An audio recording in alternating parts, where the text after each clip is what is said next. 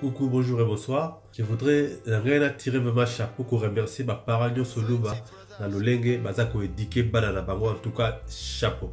Boyokai. Aussi je suis Luba. Toi aussi tu es congolaise. Je suis pas congolaise, je t'ai dit. Tu es congolaise. Non, alors ma maman est qui? Elle est congolaise. On est la famille congolaise.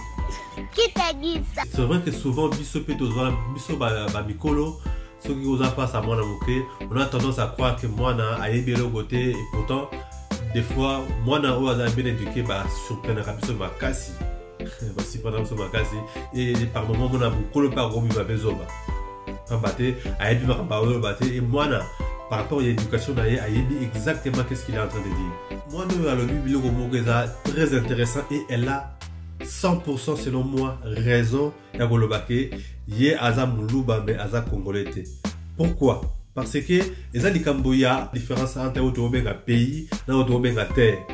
Entre étant muluba mona ana toloba par rapport à héritage oyo ya babele et congolais ezali par rapport à héritage oyo ya pays. Pour ceux qui tolobi totalement sincère avec nous-mêmes les amis, toyebi que Congo oyo toza nango lelo eza eloko oyo bamindele basalaka ntango bayaka parce que tolobaka ke singa ya famille ebendanaka kasi ekatanaka te.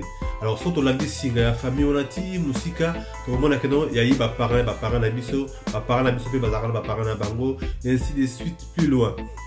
So toremonte plus loin omona keno tokokoma na génération moko boye bango bazalaka pa congolais te bazalaka mpe bazalirwa te mais bazalaka oyo bazalaki en fait. Il n'y avait pas de frontières dengue toza nango lelo oyo ebanda à partir de 1885 la conférence de Berlin la banza oyo biso toye bien na ko réfléchir dans le lengue mabele. C'est vrai que nanu to mona yango te na mesala te ke mutu moko bo abotamaka muluba akomi mukongo bien azalaki mungala akomi mukongo esalaka te soki mutu abotami mukongo akokufa mpe mukongo soki abotama mungala akotikala mungala vi na ye mobimba na sens ya mabele et eloko wana mwana wana vraiment ana raison ya koloba ke ye aza muluba et kaza congolais te pamba te Congo ya kokuta baluba Congo besala baluba te mais baluba nde mutu basala Congo esala ba Congo te mais ba Congo nde mutu basala Congo esala bangala te mais bangala nde mutu basala Congo. Ça veut dire que na kati ya Congo okokuta baluba na kati ya Congo okokuta bangala okokuta ba colonie soto za rango même ceux qui baloba que toi plus de 400 quelque chose mais bon liste ngo pe ya ba 400 ethnie wana pena na mona ngote soki mutu moko na liste wana ils are intéressant pour la biso na connaissance to yeba que donc voilà to na 400 to tanga ba moko parce que soki baloba que ba 400 c'est que la liste moko boye ya 400 wana boye ezali. Mais jusque là nanunga personnellement na mona yango. Donc mutu moko te azake do abotamaka muluba et puis même ceux qui a fan na mboka wa ba Congo abali kuna kondi kuna aotikala ka muluba jamais ko bongwanaka mu Congo logo ndeki to ba ke nzete atekoi na mayiko jamais yoko makangando itikala ka nzete. Par contre, si on a cadre ya pays, la cadre pays, de tout le monde a un qui mona moko boye abote mina mboka moko songolo et que attend attache na mboka na d'origine te balobi que non voilà à cause de la nationalité à mboka mususu et on dit généralement que à moi na tâche tout na pays na de natalité na pays na d'origine te et que a commis na nationalité à mboka pa les ofanda dès que tout le monde a un pays dans la qui congolais a commis gabonais a commis français a commis belge a commis américain etc. Bloco ba configuration ya pays.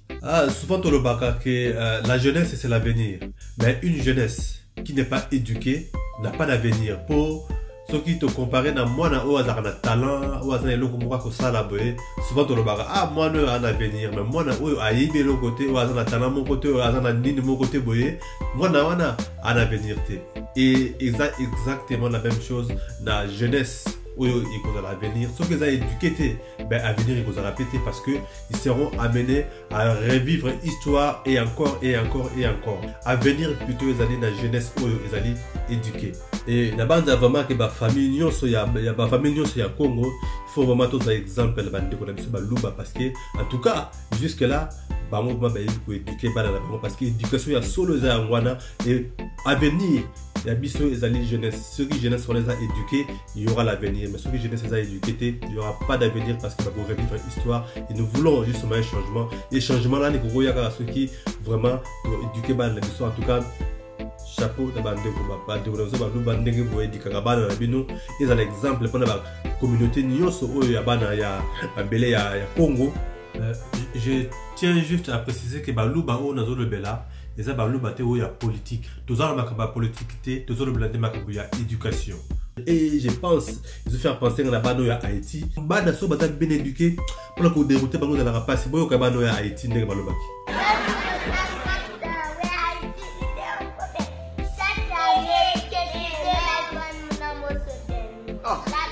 Okay. Maybe Americans need to help Haiti put things back. Is that right? L'avenir passe essentiellement par l'éducation. Un enfant qui est bien éduqué, c'est l'avenir qui est assuré. Et là, il y a comme la différence entre terre et pays.